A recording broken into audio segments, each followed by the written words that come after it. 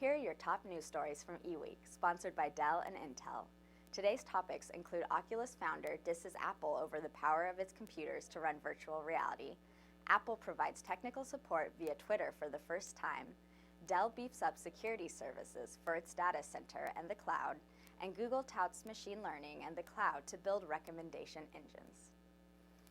The Oculus Rift virtual reality headset still doesn't support Mac OS because Apple doesn't build any computers that are powerful enough to meet the high performance standards the headset requires, according to Palmer Luckey, founder of virtual reality vendor Oculus VR.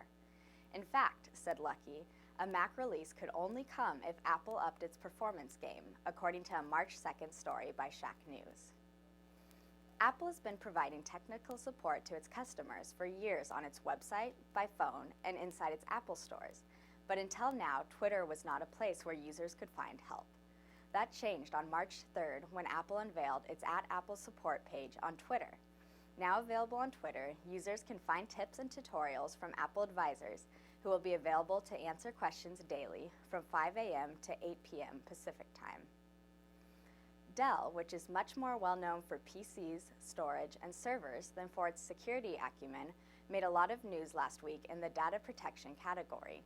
In addition to unveiling a series of new data protection packages, Dell SecureWorks subsidiary launched a cloud-based service that identifies threats while they are happening by identifying malicious behavior, enabling it to become aware of attacks that may otherwise go undetected because they involve little or no malware code.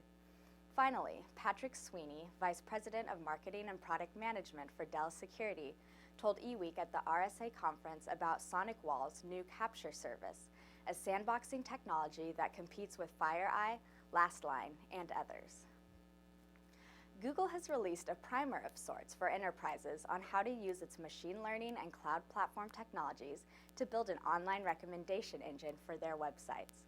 The goal is to give developers an idea of how to use open source technologies and machine learning to implement a simple product recommendation engine on Google's cloud platform. Thanks for watching. Follow the links on this page to learn more about the stories mentioned in this broadcast, and check back every weekday for another daily tech briefing from eWEEK.com.